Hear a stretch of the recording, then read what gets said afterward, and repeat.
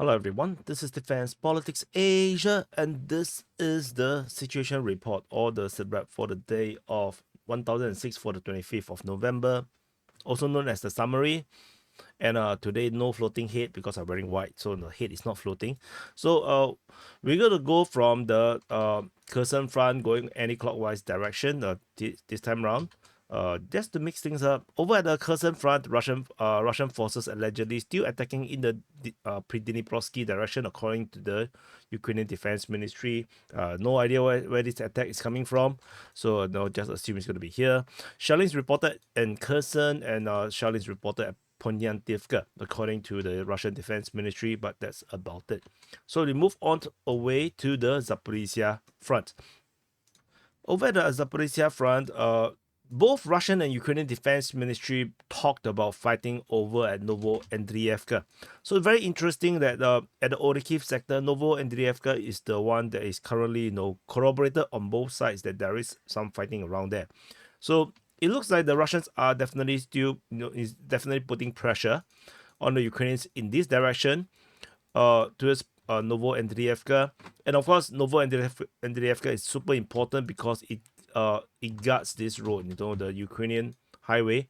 The Russians could potentially cut off these two highways that the Ukrainians are using. So that is the main implication. But of course, the other one is pretty much very in danger around Malay Shebaki and Shebaki, and this leads all the way to Piatikaki, which is on its own not exactly that important. The more important one is this road all around going to Kayamske. But anyway, yeah, that's all. This road is too near to the front line to be usable, but yeah, it is what it is. The Russians, I don't believe there's a major offensive at this moment here. As you can see, the Ukrainian lines over here, they have their own Zaporizhia line, so so don't expect too much. Over in the Velika Novosilka sector of the Donetsk front, Russian forces continue their offensive in the Velika Novosilka region, with fighting reported at Temerivka, Novoderivka, Rivnopil, and this is the main left flank, and then left flank. Western flank.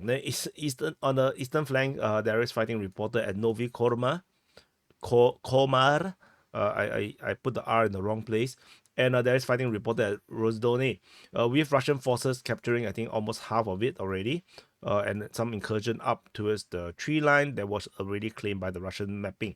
So if I zoom in, you'll probably be able to see that more than half of Rozdone is now under Russian control, or at least half. So that's the current situation around here. The fall of Rozdone will definitely create a lot of tactical and strategic dilemmas for the Ukrainians, especially this main road will not be able to use for the Ukrainians. So which is pretty important road leading to Bahatir. So this road helps Velika Novosilka, but the Russians are really close right now. The front line to the main road at this moment is around 1.5 kilometers. So yeah, that is the current scary stuff over there. FPV drones are now wreaking havoc in Velika Novosilka, with two geolocations of Ukrainian getting attacked by FPV drone in the north. So that's the current situation at this Velika Novosilka region. Moving into the Uspenivka region, over on this western flank, fighting is still reported in the direction of Constantinople. Shelling is reported at Ulakli, and fighting is reported at Sukiyali and Konstantinopolske. So that's the region around here. If I zoom in over on the eastern flank, cannot zoom in too much. So other Sukiyali, Konstantinopolske, with the Russians strengthening the front line near Uspenivka. Fighting is now reported towards Uspenivka. Hanivka, as you can see, this is going to break the retreat route from Romanivka for the Ukrainians in the northern half of the river. And then there is now a declaration from the Russian sources that the Russian forces have captured Ilinka and Yelizavetivka. This is claimed by Rybar, the pro-Russian source. While fighting is being reported at Yelizavetivka, interestingly, the Russian Defense Ministry still mentioned Katerinivka to be fighting. So this is still in the rear position. Geolocations are slowly catching up with Russian forces in the north and the east of Ilinka, and also in the southeast, southern outskirt or southern part of Yelizaveta.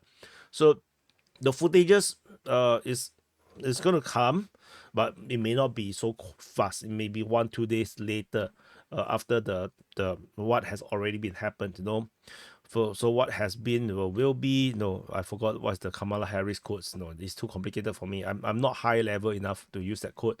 So anyway, over in Downey, the Russian forces are heading west, and they have secured the western part of Downey. So it looks like they are not going to clash into this heavy entrenchment in the north of Uzbenivka. Looks like they want to expand this encirclement. So they want to go deeper. They want it, to deeper, something like this. So that's what they are going to go for. It looks like they're going to go down this road. I use another color. Yeah, they're going to go down. And that's going to be a very interesting decision from the Russians to continue to engulf the Ukrainian forces here. So yeah, deep. Over in the Kurakovo region, other than the changes over at the Dane region, if you push up north a bit, so at the Kurakovo sector in this area, Russian forces are pushing very, very hard at Kurakovo. This is actually reflected in the reports by the Ukrainian Defense Ministry. They say that the fiercest fighting is currently over at Kurakovo. And there is fighting reported at Beresky, Sonsivka, as well as Shevchenko. The lack of updates in the front line at Sonsivka is suspicious. I believe that there is some major frontline changes in this northern Kurakovo sector that is being hidden in the fog of war. So I would say that mentally prepare. I believe that in the next 24-48 hours, we're going to see some updates, and you're going to see some collapse of this entire front line, because this is impossible to hold. This doesn't make sense, and I believe the Russians will have expanded their control around Sonsivka. So anyway, we will continue to monitor the situation in this area. Tentatively, yeah, we shall see how this goes. It's just a lot of fog of war. Over in the Selidove region, Russian forces are fighting in the region of fighting at Novodimitrivka, Zoria, Pushkine, Pushtinka, and Petrivka, as well as Kharkovivka. So so this is a full outwards expansion in all different directions. So the Russians are trying to expand their foothold around this sector. Nothing particularly very stand out in my opinion at this moment, except that there is fighting reported at Petrivka. So geolocation confirmed that the entire southern half of Petrivka is now fully under Russian control. They are separated by a river, and the Russians also have a foothold on the western part of the northern half, which means the Ukrainian forces, if they are still at Petrivka, are now at risk of getting cut off, with a potential Russian pincer to the north. Flanking movement in the north could potentially cut off their retreat. And at this moment, if you look at the terrain itself, it looks already like they are in some kind of operational encirclement already. If you zoom in, you can see that if, let's say, you are a Ukrainian soldier and you are defending in this area, the only way out is actually through this forest line, through this forest, along this dirt road or something, and out.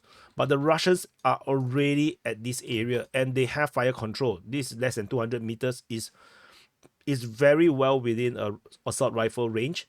So no, and you have the Russians also expanding in this area, which means that there is no way that the Ukrainians could retreat through the open ground. This is suicidal. So it technically, in a way, the Ukrainian forces at Petrivka is already in operational encirclement. So that's assuming that they are still there. So that's the current situation at Petrivka. I think this town is already forfeited for the Ukrainians. And interestingly, no fighting at Zovte. So moving into the Pokrov sector, at this Pokrov front, Russian forces are fighting in the direction of the Devchenke, Dachensky, Lisivka, Promin, as well as Mariupolka. So that's all. Like I always tell you, static front line. Don't expect too much from this area.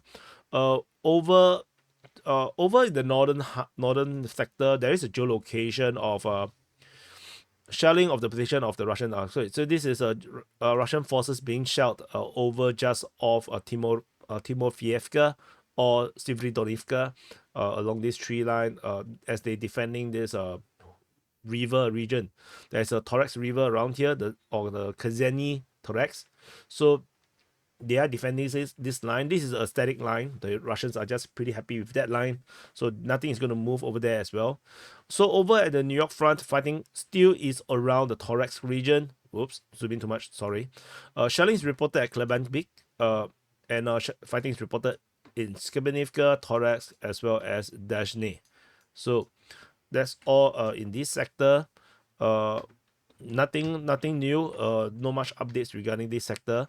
Over at the Bakhmut front, the Bakhmut front, fighting is reported mainly in the central and the southern part, with fighting reported at Andriivka, Stupovsky, and Chasivya. So that's all. Nothing new. And we zoom out. There is a missile strike being located at Kramatorsk. Usually, I don't talk much about this. I just highlighted this just to tell you that this kind of thing happens all the time. But Kramatorsk is a very huge city, just like Kharkiv.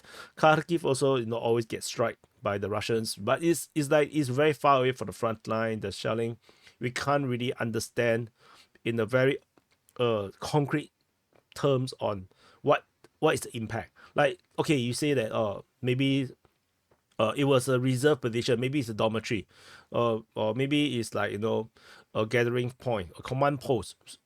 So it got destroyed and people died, and so like we can't see, we cannot feel the impact. Just like logistics getting destroyed in the rear positions, we can't see the impact, and the impact only comes with the frontline change as it affects the effectiveness of the fighting at the front line, and it comes later. So usually all this reporting is just hype, but sometimes it doesn't really reflect much on the front line. So it's not very important, yeah, generally speaking.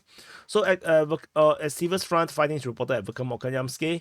Not but that's all at the Sivers front. And for all the fanfare about the capture of Verkhovno-Okanyamsky, yeah, it is still Ukrainian controlled. So the Verkhovno-Okanyamsky holds.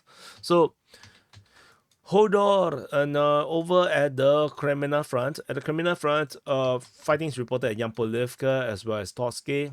Shelling is reported at Yampil. Interestingly, it was mentioned by the Russian Defense Ministry, Yampol. So I'm not sure if this is a sense that there is Russian incursion already or movement within the Serbiansky forestry, or maybe they have a much more expanded control within the Serbiansky forestry and allows them to attack Krakovivka, Serbianka. Let me zoom out a bit, move out a bit so we can see what I'm trying to say. Maybe Dronivka, and then Yampil. And if this is the case, then we can kind of explain why there was always fighting being reported at Krakovivka, Serbianka, Dronivka, here and then now Yampil. So that is a possibility. Sorry for the circle. No, I think my mouse pad is dirty. I can't draw very well. Give me a second and let me clean it. Yeah, now it's smooth already. I can draw decently nice circle now. So that's the situation at Kremlin. Over in the Borova, Svetove front, and Svetove front, Borova front region, Russian forces attack at Kharkivka, Novoyehorivka, Zeleny High, as well as Vishneve. The Russian Defense Ministry, in their latest report, they just published, which is most of everything else is not published on this map because it's a today's report. But one of the information is that they have claimed the capture of Kopanki. So that is the significant part in the latest information from the Russian Defense Ministry. So that's all. If we zoom pretty much northward, over at the Pischane front, Russian forces are fighting in the west of Myazuzarivka. Fighting is reported at Lozova, Zarizove, Krylyakivka, and Koloniskivka. So that's about it. Strategically, nothing have changed around this sector. And we move on. Over in the Kupiansk front. At the Kupiansk front, fighting is reported at Kupiansk, Petropavlivka, and Sinkivka. According to the Ukrainians, they have resecured Kupiansk. So this is a claim, Ukraine claim. I mentioned this in the frontline changes report. People got so triggered. It's like oh no, I know you pro-Russia, but the thing is that this only affects Ukrainian map anyway. It doesn't affect the Russian map. The Russian is still gonna have this needle here, but the high chance is that the Russians that have incurred has either retreated, captured, or killed off. So no, they are not superhumans. No, they are just merely humans. So the Kupiansk is a major city. So Kupiansk often for the Ukrainians do send special forces to defend it or no to reinforce this front line. So sending special forces to wipe out the Russian infiltrators is not an impossible thing. So yeah, don't cope too much. Don't cope too much. Over in the Voronezh region or Voronezh region, Russian forces continue their fight in the region of Novolimsk, with the Ukrainian mapping expanding the Russian beachhead on this other side of the Oskil River. So this is very interesting. We will continue to monitor. This is corroborated by the Ukrainian Defense Ministry themselves as well. They mentioned about this, and this is just one of the two major incursions into the Kharkiv region, in the Ukrainian-held Kharkiv region. New incursions. So let's go into the Kharkiv front. So moving on into the Kharkiv front, as I mentioned, there is the usual, of course, we have the fighting at Voschansk as well as Lipsy. But what is the peculiar is the Kozacha Lopan region. I mentioned in yesterday's situation report, there is this interesting that the Russians have attacked into Kozacha Lopan, and it is reported by the Ukrainian Defense Ministry. The report continued into the past 24 hours, and this time around they expanded into Kudievka as well, which means that there is a serious incursion from the Russian side into the Kharkiv regions, towards Kozacha Lopan and Kudievka, which means this might be a new offensive operation because this is day 2 already, and is reported by the Ukrainian Defense Ministry. So this is starting to look pretty serious. So I'm not sure if this is just a diversionary attempt to draw more Ukrainian attention into this area to divert them from another direction. But the fact that the fighting has expanded from Kozacha Lopan to Kudievka does raise some eyebrows. I mean, not my eyebrow, raise my eyebrow. So I'm not sure if raises your eyebrow or not, but let's raise our eyebrow together. 1, 2, 3. Okay, so good job. Give yourself a clap. And so that's all from the Kharkiv front. So after the orchestra of eyebrow raising, we go into the Kursk front. At the Kursk front, as usual, the main fighting is over at this northern and western flank, and there's some over at Klekovo, which the Russians are still attacking. So we zoom in this sector. Not too much. We just talk in a very strategic sense because not a lot of details per se. Fighting is reported at Novaya Sorokina, Kulenkoe. What the hell is this? I forgot. Viktorovka, Nikoski, Leonidovo, Alexandria, Novo-Ivanovka, Lebedevka, Svetiklovo, Nikolaevo, Darino. And if you look at this kind of arrows, is a bit weird. You can we can kind of make out that the front line may be a bit interesting. It might look something like, also not very accurate, maybe like this. Yeah, correct. Then yeah, maybe this is the front line now. Maybe this is the front line now. So maybe this is the front line now.